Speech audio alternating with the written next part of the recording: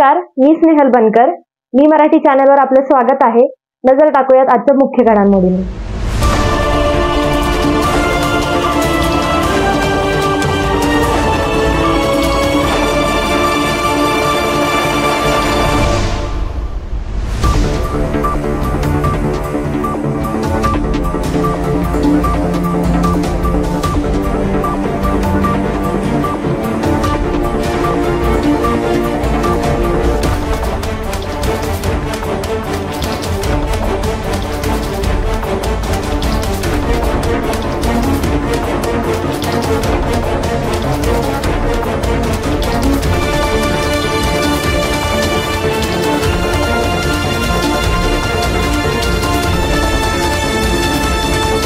आपल्या पार्टीकडून मुस्लिम समाजाला उमेदवारी देण्याचं काय नियोजन?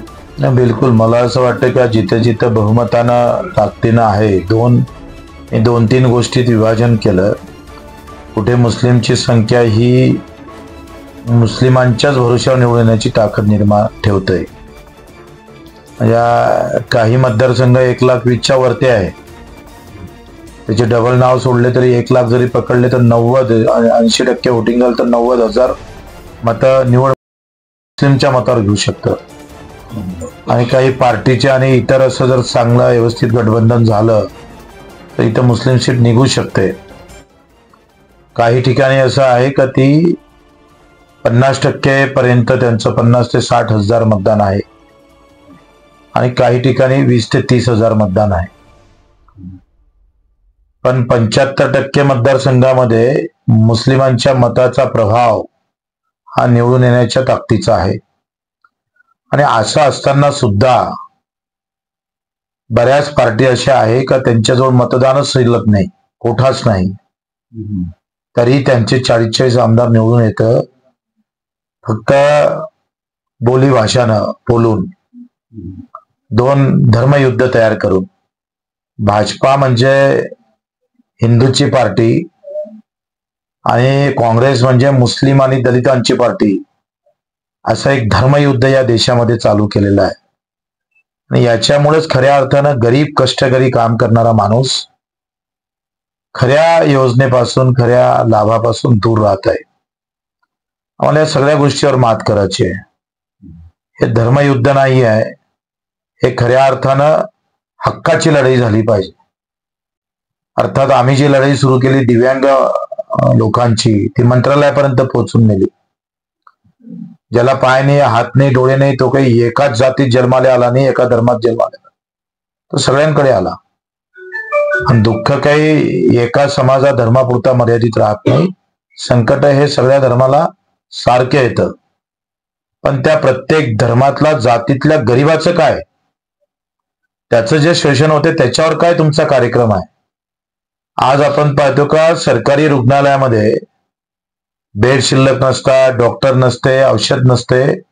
जो मतं मारून आमदारांना निवडून येतो तो आमदार मजेत उपचार करतोय. विषमता आहे देशामध्ये, आरोग्याची विषमता आहे, शैक्षणिक विषमता आहे. ज्याच्याजवळ पैसा आहे त्याचं एज्युकेशन वेगळं आहे, ज्याच्याजवळ पैसे नाही त्याचं एज्युकेशन वेगळं आहे. तर यामुळे गरीब गरीब राहणार, ज्याच्याजवळ पैसा आहे तो चांगलं शिक्षण घेईल, तो चांगल्या ठिकाणी जाईल, तिथे जाईल. आणि गरिबांना काय करावं? जो कार्यक्रम काँग्रेस राबवू शकले नाही ते भाजपानं पण राबवला नाही. दोनही एकाच नाण्याच्या दोन बाजू आहे आणि हेच आम्हाला खतम करायचं है. परिवर्तन भाजपा का मुस्लिम लोग लेके एजेंडा रहेगा?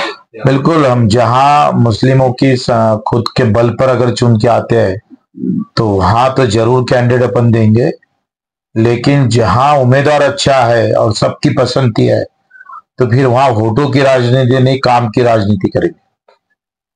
जसं आता हडपसर मतदारसंघात 1,30,000चा जवळपास मुस्लिम वोटर्स आहेत आणि निर्णायक भूमिकेमध्ये कुठेतरी मुस्लिम समाज आहे आणि वारंवार महाविकास आघाडीकडे मुस्लिम मला वाटतं तुम्ही तिथे चुकता आहे. हडपसर मध्ये जर 1,30,000 वोटिंग आहे तर निर्णायक नाही, निवडून येण्याच्या क्षमतेमध्ये आहे, निर्णायक नाही आहे. मला वाटतं ते चुकीचं आपण बोलतोय. ते निवडून याच्या क्षमतेवरच मतदान आहे आणि तिथं अधिकारानं मुस्लिम उमेदवार काँग्रेसनं दिलाच पाहिजे. काँग्रेस देत नसल तर मला वाटतंय महाशक्ती तुमच्यासोबत उभी राहून महाशक्ती तो कार्यक्रम राबवल्याशिवाय राहणार. यशस्वी उद्योजकांची गाथा, काय होते त्यांच्या यशाचे रहस्य, काय होते त्यांच्या उद्योग जीवनातील अडचणी, कसे केले त्यांनी त्यावर मात, लवकरच घेऊन येत आहोत अपेक्स मीडिया प्रस्तुत मी उद्योजक, फक्त मी मराठीवर.